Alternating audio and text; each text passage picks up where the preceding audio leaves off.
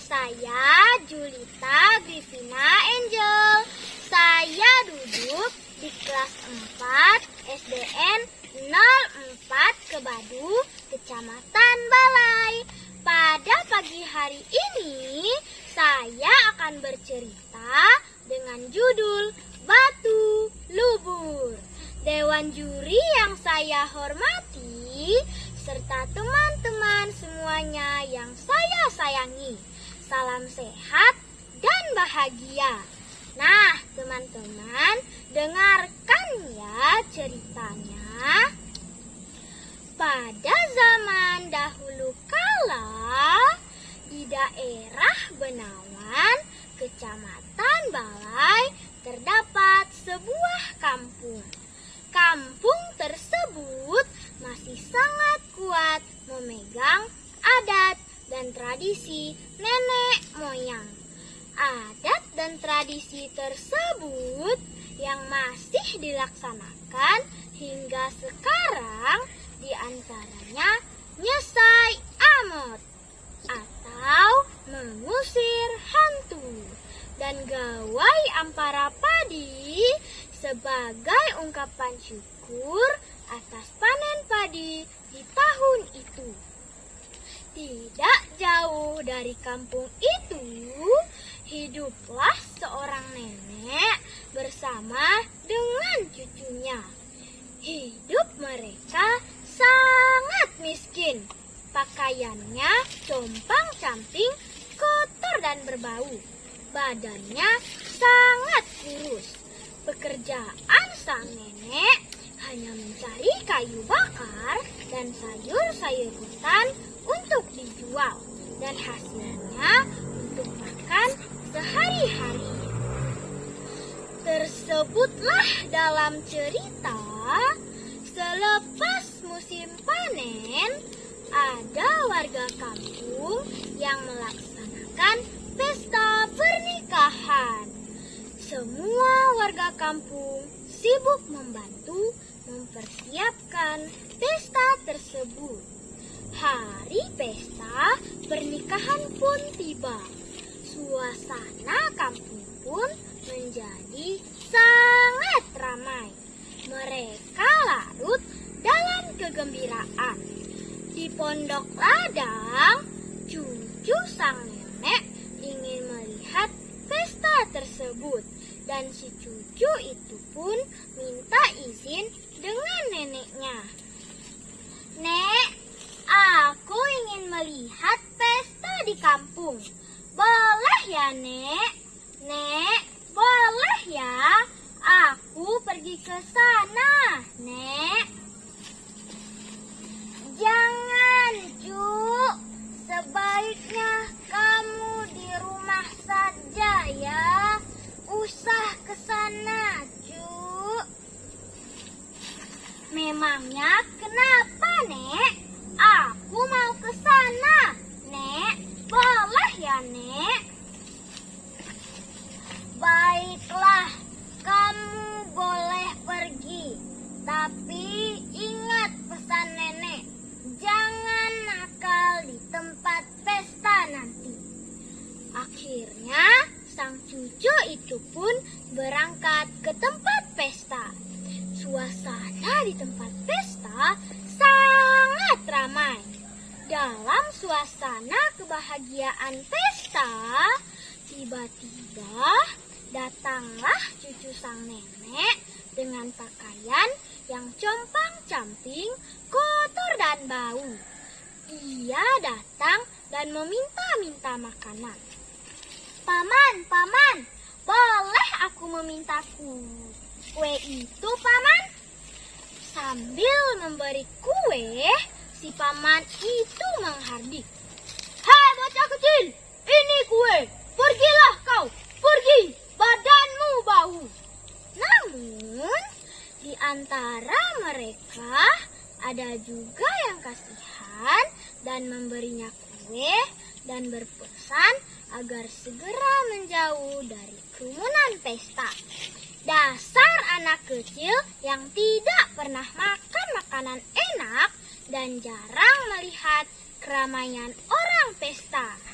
Dia datang lagi dan minta makanan lagi, sehingga membuat sebagian orang menjadi jengkel. Bi, boleh aku meminta kue untuk nenekku? Dengan ketus dan berang, bibi itu pun menjawab, "Hei, kamu lagi yang datang.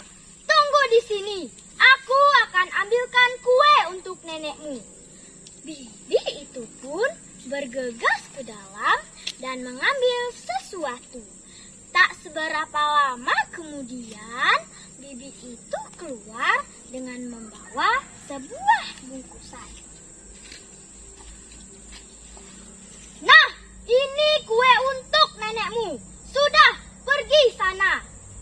Anak itu pun gembira menerima bungkusan itu dan segera pergi meninggalkan tempat keramaian untuk segera menemui neneknya. Sampai di pondok ladang, cucunya segera memberikan bungkusan tadi kepada neneknya. "Nek, aku bawa kue untuk nenek." Nenek pun menerima bungkusan kue dan segera membukanya. Begitu membuka bungkusan, betapa terkejutnya hati sang nenek melihat isi bungkusan itu. Bungkusan itu bukannya berisi kue, tetapi kulat yang berubah warna menyerupai dodol. Sambil menahan geram bercampur marah, sang nenek bertanya kepada cucunya, "Cuk, dari mana kamu mendapatkan bungkusan ini tadi? Cuk, dari mana kamu mendapatkan bungkusan ini?" "Dari tempat pesta perkawinan tadi, Nek." "Ada apa, Nek?" Sungguh keterlaluan mereka. Sambil menahan amarah, sang nenek pergi ke sungai mencari katak puru dan daun keladi birah. Sang nenek segera kembali ke pondoknya. Dengan tidak sabar, sang nenek segera mengambil pelugai dan diikatkan pelugai tersebut ke badan katak puru. Tidak lama kemudian, sang nenek memerintahkan kepada cucunya, "Cuk, sekarang pergilah kamu ke tempat pesta tadi. Bawalah katak puru ini, kemudian lepaskan di sana. Bawa juga daun keladi birah ini. Gunakan daun keladi birah ini untuk tudung apabila ada kejadian yang aneh. Apabila katak ini sudah dilepaskan, segeralah menjauh dari tempat keramaian." Begitulah pesan nenek kepada cucunya. Setelah berpesan kepada si cucu, sang nenek berdoa memohon kepada sang Jubata. "Oh Jubata Agung, berikan pelajaran kepada mereka yang telah berbuat aniaya." Sesampai di tempat keramaian pesta, bocah kecil itu segera melepaskan katak puru dari neneknya. Melihat seekor katak puru yang diikat dengan sendok nasi dan melompat ke sana kemari, mereka tertawa terbahak-bahak. "Ahahaha, ahahaha." Suasana pesta pun berubah menjadi ribut menyaksikan katak aneh tadi. Tidak disangka-sangka, langit yang tadinya cerah berubah menjadi gelap. Angin bertiup kencang. Stuar, stuar. Sambaran petir keras bertubi-tubi. Suasana pesta pun menjadi panik. Ada yang tepat kena sambaran petir yang sangat keras. Anehnya, mereka yang kena sambaran petir berubah menjadi batu. Melihat kejadian yang aneh dan mengerikan tersebut, mereka yang selamat dari petaka, ada yang menangis, ada yang berteriak-teriak histeri. Lubur! Lubur! Batu! Batu! Lubur! Batu yang berserakan, yang mirip onggokan-onggokan manusia yang banyak ditemukan di Benawan hingga sekarang mendapat julukan batu lubur. Nah, teman-teman, dalam cerita batu lubur ada tersirat suatu pesan moral, yaitu jangan menganiaya anak yatim atau orang miskin. Seharusnya kita saling tolong-menolong sesama manusia. Nah, selain itu, jangan suka menganiaya binatang.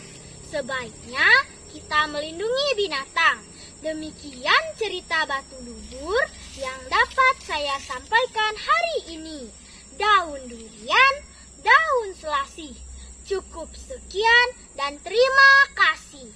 Sampai jumpa.